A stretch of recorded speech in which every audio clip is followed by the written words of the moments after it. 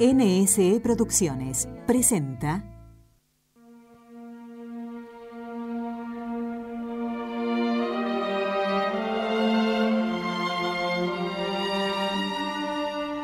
Totus tuus, soy todo tuyo, María. Este fue el lema de Juan Pablo II. Totus tuus, un programa para ahondar en la figura del Papa que cambió el mundo. Il Signore è mia luce e mia salvezza.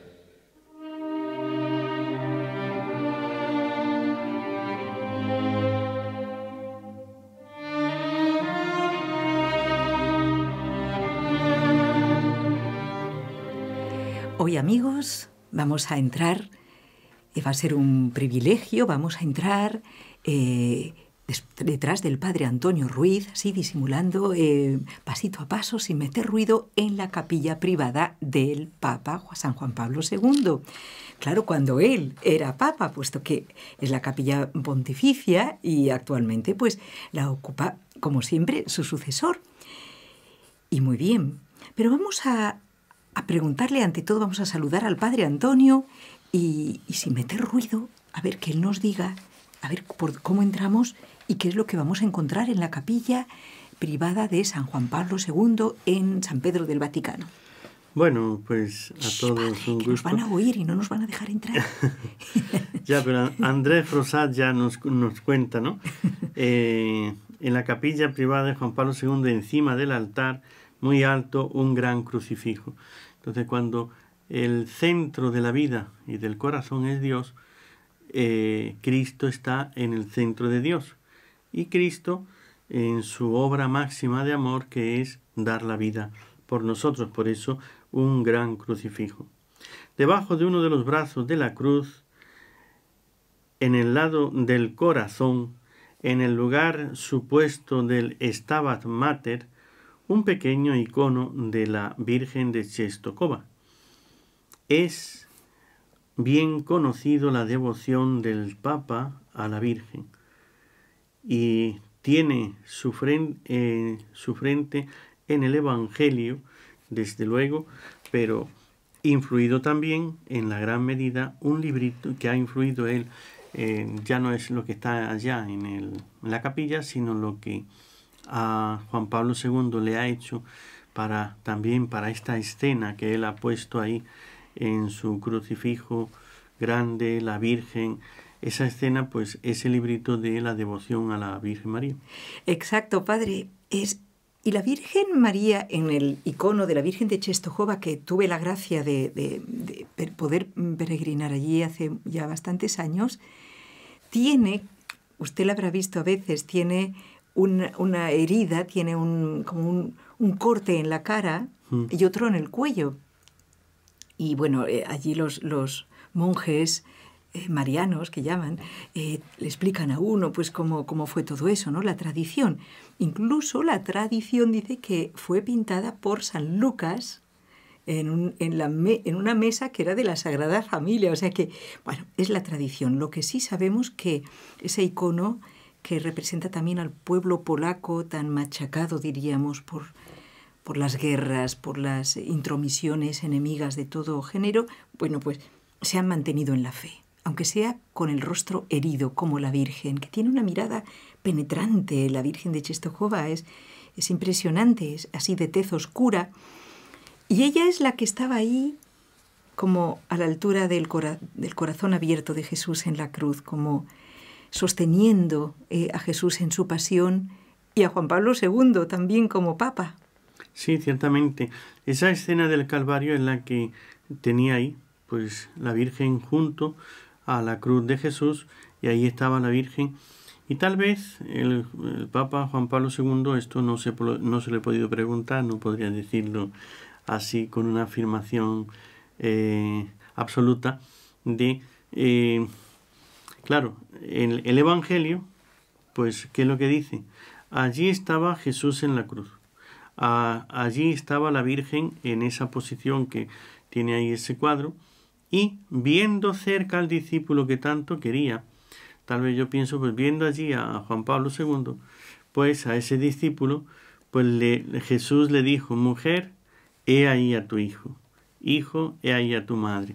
Entonces, esa escena, pues la viviría, la pensaría, la meditaría tantas veces San Juan Pablo II, el pensar que él estaba en el lugar de San Juan, que tenía ahora, puesto que a cada uno de nosotros se nos encomienda una misión, y esa misión es cuidar a la Virgen, su devoción, el cuidado de hacerla conocer, de que llegue, ¿no?, el amor de la Virgen, extenderlo por el mundo entero.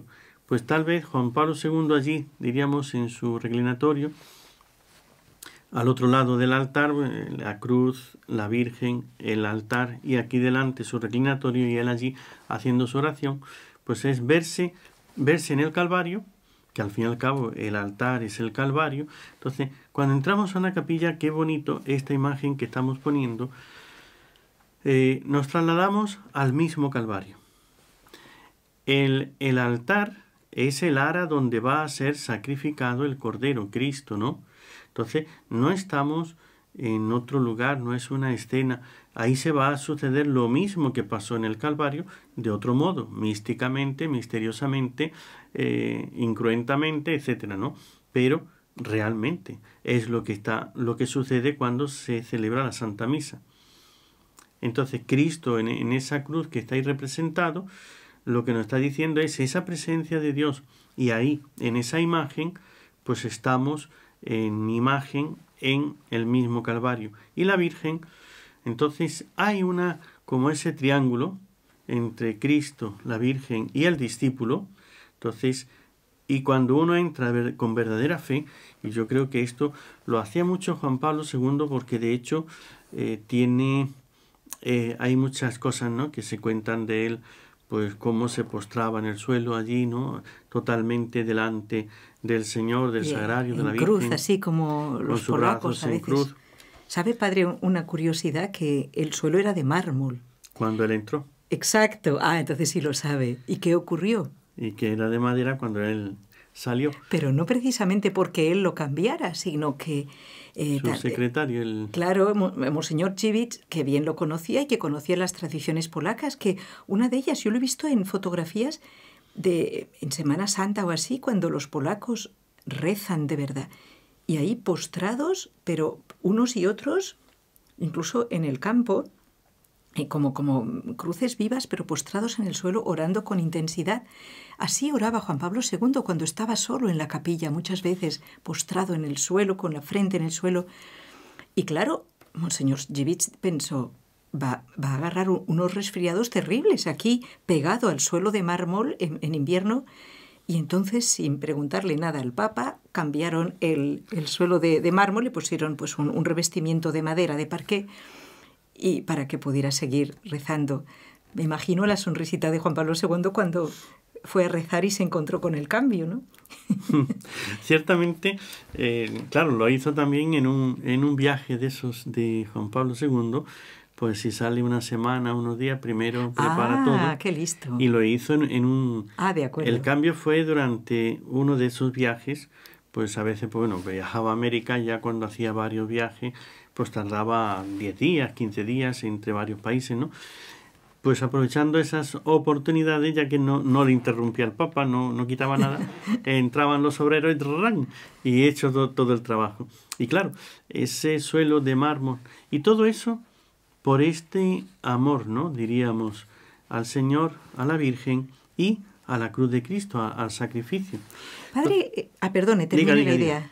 Diga. Es que le queríamos preguntar cómo creció en él, cómo nació y creció en él esta devoción a María tan intensa que llegó a ser, como todos sabemos, su lema, que es el título de este programa, Totus Tuus, todo tuyo, soy María y todo lo mío es tuyo.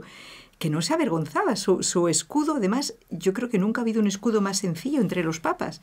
Azul, o sea, de fondo azul, una cruz, y precisamente en el lugar donde está María, una gran M y las letras Totus Tuus.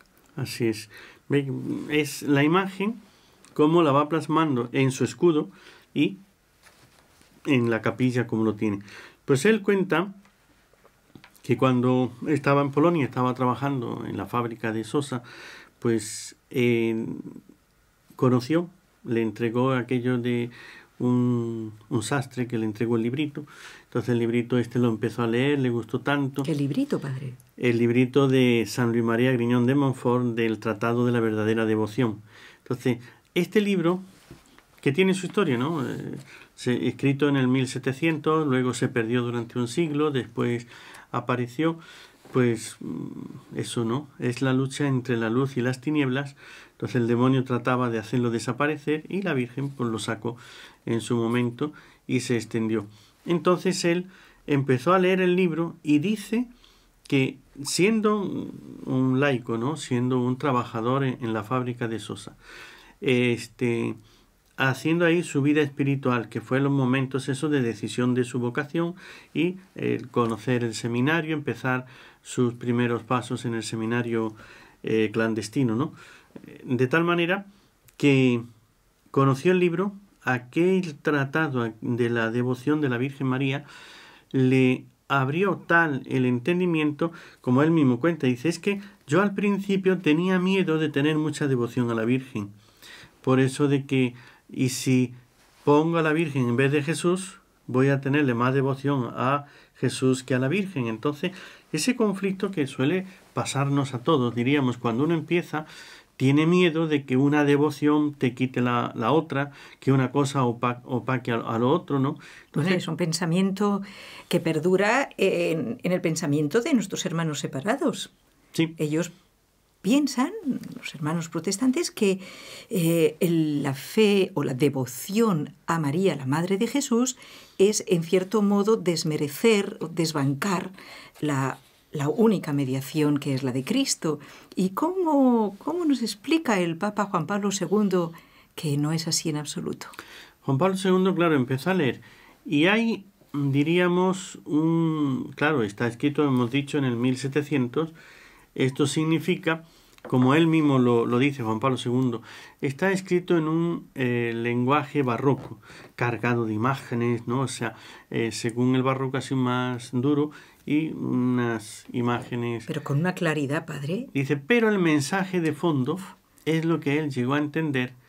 Y entonces, el hecho de ir comprendiendo que realmente consagrarnos a la Virgen es consagrarnos a Cristo, ya que la Virgen, claro, la Virgen, la Madre y el Hijo están unidos de tal manera que todo lo de la Madre es del Hijo, todo lo es de la Madre, ¿no? De tal manera que no le va a restar nada, sino al contrario, se va a vivir mejor la devoción a Jesús, porque la Virgen es la que endereza, la que arregla todo para que sea totalmente de acuerdo.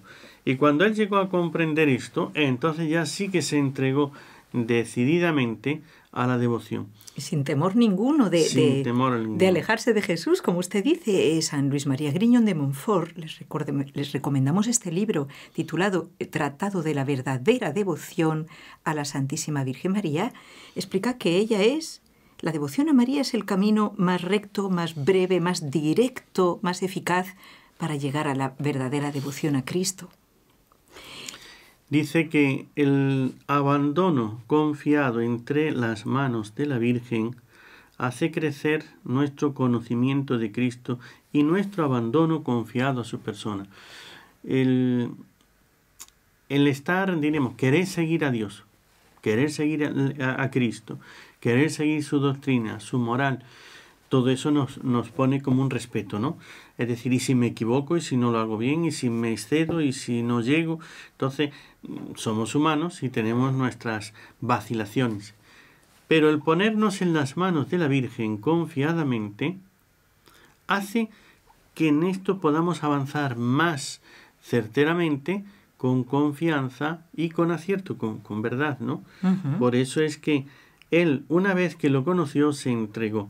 Y en esa entrega fue donde encontró su paz y sus raíces, diríamos. Y ya a partir de aquí, esto fue para él como una luz. Pero eso sí, supo deslindar esas imágenes, como él llama, del barroco, que hay cosas contado al estilo antiguo. Por ejemplo, padre, cuando San Luis María Griñón de Montfort habla de la relación que nosotros, como devotos de María verdaderos, hemos de tener, habla de ser esclavos de María, esclavos de amor de María. Pero claro, eso es una palabra que hoy en día choca a mucha gente, ¿no? Tenemos en la mente pues, la esclavitud como algo verdaderamente degradante, sabemos los abusos a los que se presta. Entonces, como que la palabra esclavitud nos repele un poco. Me parece que el Papa respondió a esto también. Él como que lo profundizó. Él lo profundiza de esta manera, o sea, dice, veo en esto, la esclavitud mariana, una paradoja. El Evangelio está lleno de paradojas, ¿no? El que no se niegue a sí mismo, ¿no?, y cargue con su cruz no puede ser discípulo. El que no odia a su padre y a su madre, entonces... Bueno, pero bien entendido, ¿eh? No nos dice que amemos, Sí. y es un mandamiento amar. Entonces, No, es que hay que odiar. son paradojas, son cosas que parece una cosa, que eso es la paradoja, pero es otra. Parece una contradicción, pero cuando penetras en el interior, no es una contradicción. No es una contradicción. Entonces, en este caso, la esclavitud mariana, dice, la santa esclavitud, son estas palabras para significar que nosotros no sabríamos explotar más a fondo nuestra libertad. Es decir, aquí tiene una frase que, claro, está tomada de San Luis María Griñón de Montfort, la enseñanza que le da este libro, y si comprendemos esto, dice, porque la libertad se mide con la medida del amor de que somos capaces. ¡Qué bonito! ¿Han oído esto? La libertad se mide, ¿cómo? Con la medida del amor del que somos capaces. O sea que si María nos ensancha la capacidad de amar y de amar a Jesús, pues vamos a crecer en amor y en libertad, Padre. Así es, pero también vamos a ser medidos, es decir, el juicio no es que a todos se nos va a pedir, ¿no?, diríamos, cómo has cumplido el mandamiento, como, pongámoslo, un juez en una ley civil, entonces, si vas a tal velocidad y te pasas de esto, la multa es de tanto para todo el mundo. Exacto. Si eres igual. un rico, como si eres un pobre y no tienes que comer, la multa es tanto. Tú pagas esa multa porque has pasado de la esta. Pero es que yo tenía una prisa porque se me moría un pariente y tú tenía que llegar. Has faltado a la ley, tienes que pagar. En lo humano es así. En lo humano es así. Esto es lo que está diciendo. A cada uno se nos va a pedir. El juicio, la medida es el amor. ¿Cuánto has amado? Pero ¿cuál es la regla para saber si realmente he vivido el amor o no? La capacidad de amar de cada uno. Entonces, a ti se te va a juzgar según tu capacidad. Si has llegado a tu capacidad, has amado totalmente. Si no has llegado, has faltado. Aunque hayas amado más que el otro, porque el otro tenía menos capacidad, pero amó totalmente. Y yo tenía más capacidad, pero amé menos. Entonces a mí se me pide cuenta Está de eso, claro, Padre. y he amado más que el otro. Sí, y sí. al revés, ¿no? Yo tenía más capacidad, amé totalmente, y al otro que tenía menos, pero no llegó, sí se le pide cuenta de eso. Entonces, esto es muy importante porque Juan Pablo II lo que entiende es esto. Si yo me pongo en las manos de la Virgen, ella es la que me va a dirigir a hacer para que yo ame de acuerdo a mi capacidad. Y me va a aumentar mi capacidad de mejor. poder amar, porque hoy vemos que hay muchas personas que claman por la libertad. Entonces, ¿libertad para qué? Y después no saben qué hacer. Les dan libertad y ¿qué hacen? El mal. Y se entregan a hacer cualquier capricho, cualquier desorden. Entonces, esto es lo que dice Juan Pablo II. No es así. Entonces, si se nos va a juzgar por el amor, la libertad es para amar de acuerdo a esa capacidad que yo tengo. Si yo tomo mi libertad, la pongo en las manos de la Virgen, lo que estoy haciendo es que ella me ayude a dirigir correctamente esa libertad y a obrar más libremente. Porque yo, ¿qué es lo que realmente quiero? Quiero amar como Dios quiere que yo ame. Quiero amar rectamente. Si yo quiero amar rectamente, entonces el poner mi libertad en las manos de la Virgen para que ella, totus tus, todo dirija en mí toda mi vida, todas mis acciones, todos mis pensamientos. Se la doy libremente. Claro, yo libremente lo hago. Luego ejerzo mi libertad al máximo. Es una esclavitud de libertad o una libertad de esclavitud, como es la paradoja, ¿no? Parece que es privarte de libertad y es alcanzar la mayor libertad, porque la persona, diríamos hoy que vemos a tantos que claman por su libertad y cuando les dan un derecho, una libertad, están haciendo barbaridades Usando mal de esta libertad. A veces vemos los jóvenes que quieren llegar a la mayoría de edad para ellos hacer lo que quieran. Nos ha pasado a todos, ¿verdad? Y en cuanto que ya son mayores de edad, ahora te toca la responsabilidad de esa libertad. Entonces empiezan a hacer de su vida un desastre. Y hasta que no caen en la cuenta de que obraron mal, se dejaron llevar de pasiones, de vicios, de tentaciones, y retoman el camino de la justicia, la verdad, la caridad, entonces es cuando la libertad se vuelve para bien de la persona. Exacto, padre. Esta es, diríamos, la clave, ¿no? Si nosotros tomamos la libertad para hacer lo que nos dé la gana, la libertad se nos vuelve en contra nuestra.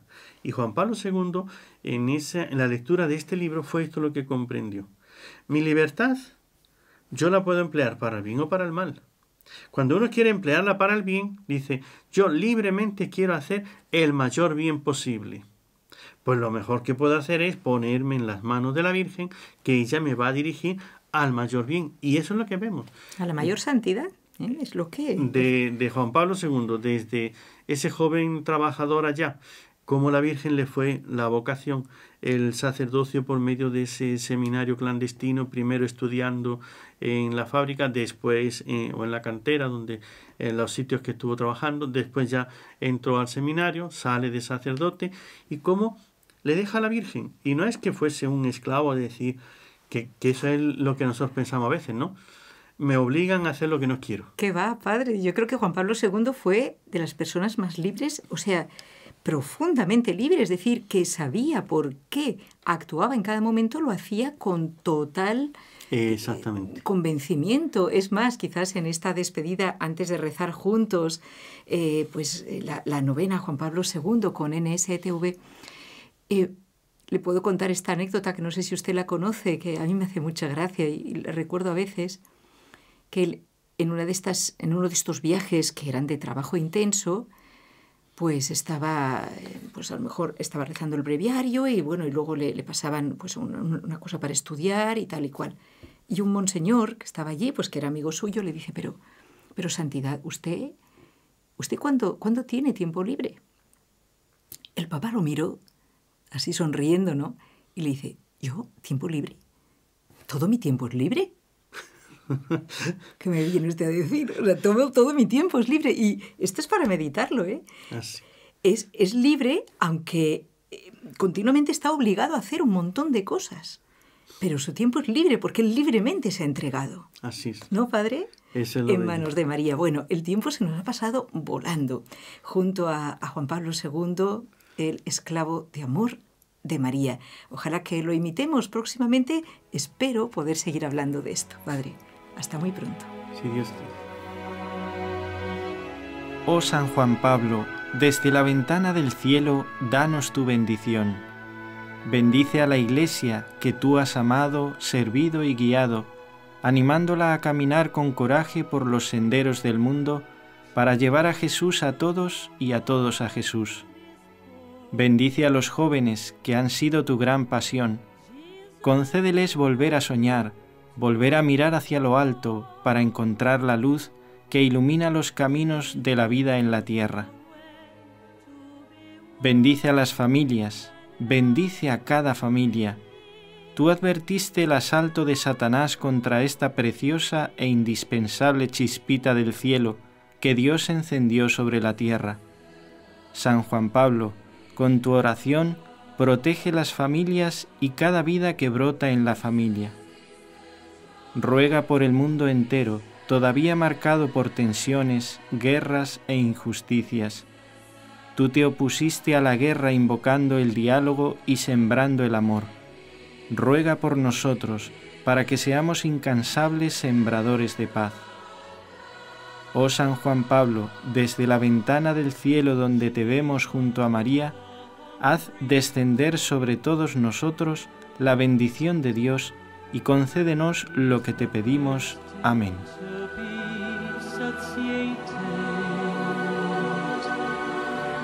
Jesus is the next to be close.